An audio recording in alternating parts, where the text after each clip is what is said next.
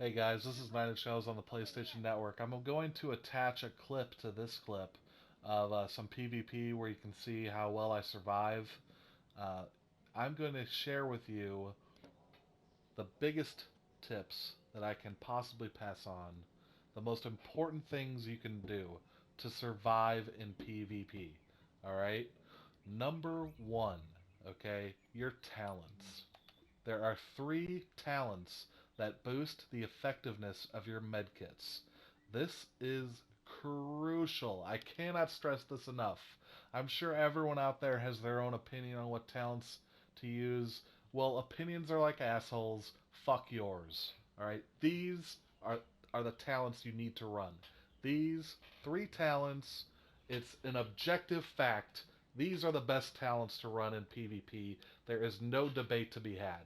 Okay, Adrenaline, Critical Save, and Combat Medic. Alright, they're all medkit talents. They're all in the left column there for you.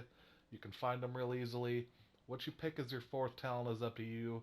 I pick, on the move, another survival talent.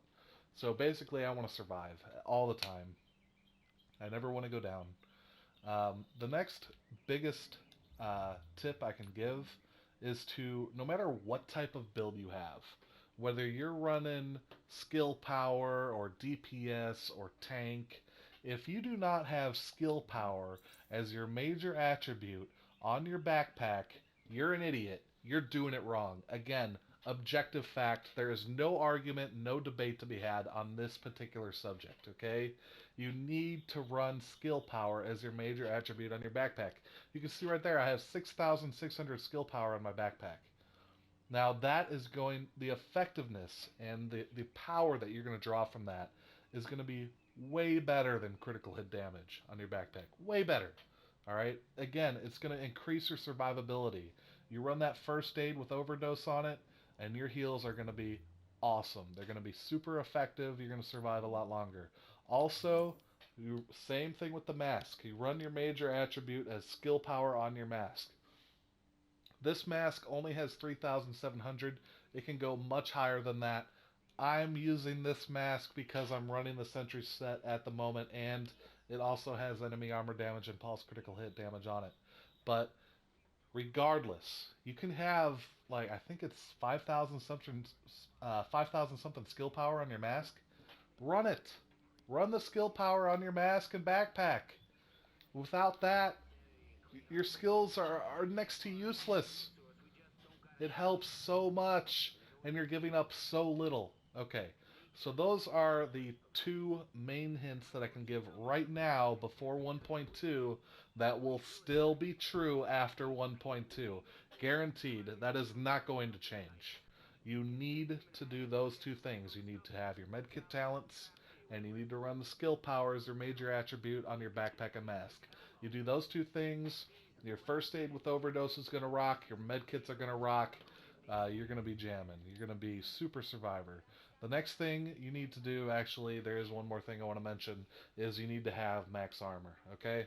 Now, if you're wondering about my stats here real quick, I'll just run over these. This is all going to change after 1.2.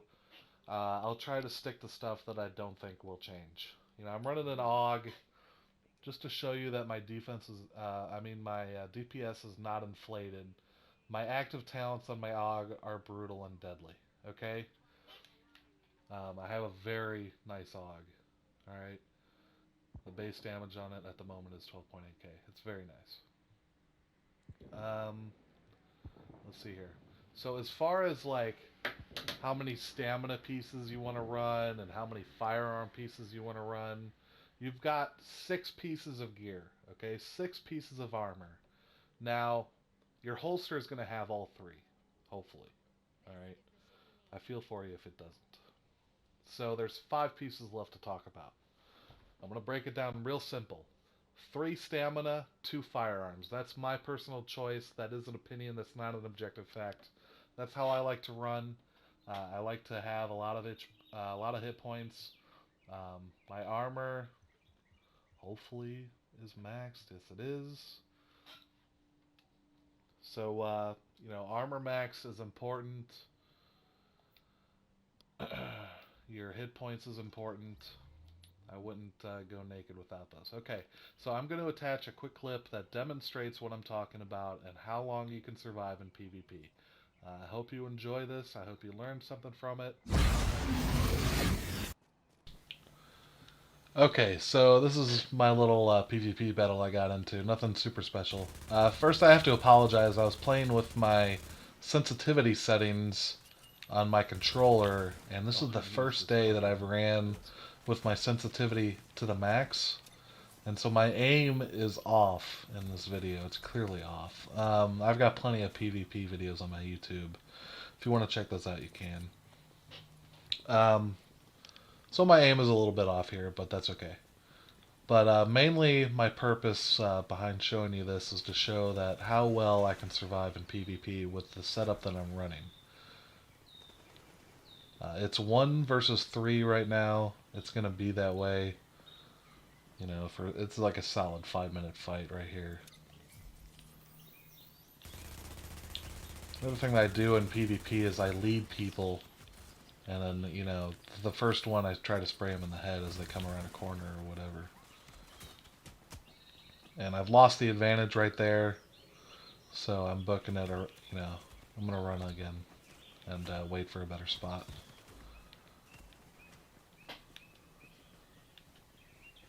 So when you're fighting 1 versus 3 like this, what I was saying is, like, you run around a corner, the first person chasing you, it's going to be one-on-one there for, you know, a few seconds.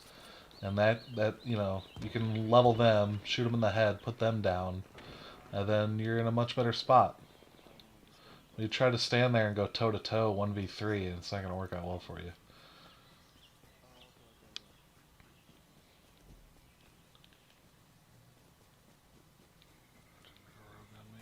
But of course this guy goes rogue on me right here.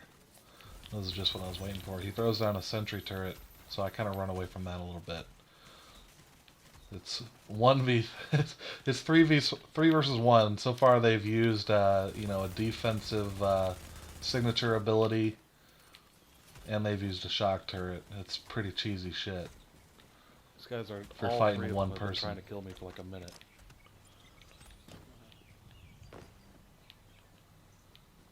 I'm bleeding again. How are they doing that to me? You're going to hear me talking here, and the way this stuff records, you can't hear my party talking, but you can only hear me talking. It's kind of goofy. And my aim is just god-awful in this video. I'm sorry about that. It's a hazard of playing on the console.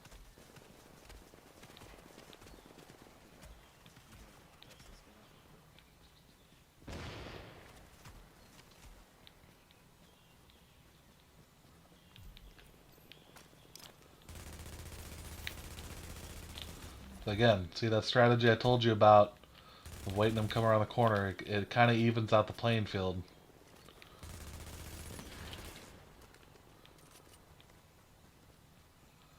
Well, this guy thought like his shock turret was going to save him or something. What do you got, bitch? What do you got? All fucking, all of you, come on. I'm pretty excited. Look, dude, another defensive ult comes out for the, you know, suck my dick. 3v1 fight. fight. With your ult on, you pussy. I'm a little excited here because this was a long fight, and I just turned it in my direction. Dude, I just fought 3 guys, 1v3, for legit 10 minutes, dude. It was a legit 10-minute fight. It was 5 minutes, Nails. Calm down.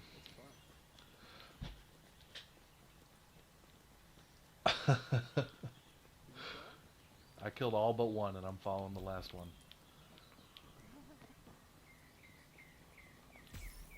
feel like as people get better and better gear, this game gets more fun.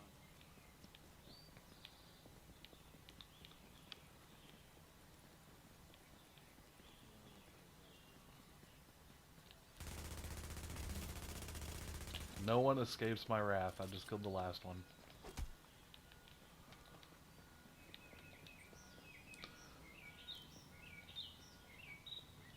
Then I run off my timer successfully.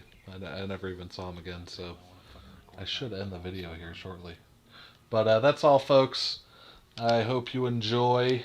If you have any questions, you can comment. Can subscribe to my YouTube. There's plenty of other PvP videos on there for you to check out. Some cool stuff to see. Alright, guys.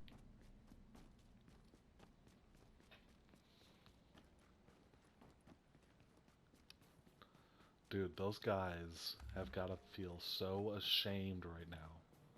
Shame! Ding ding ding ding. Shame! Ding ding ding ding. Where's my fucking shame bell? I gotta fucking ring at him. Wait, was that from Game of Thrones? Yes, it was. You had to walk through the streets? Yes, it was.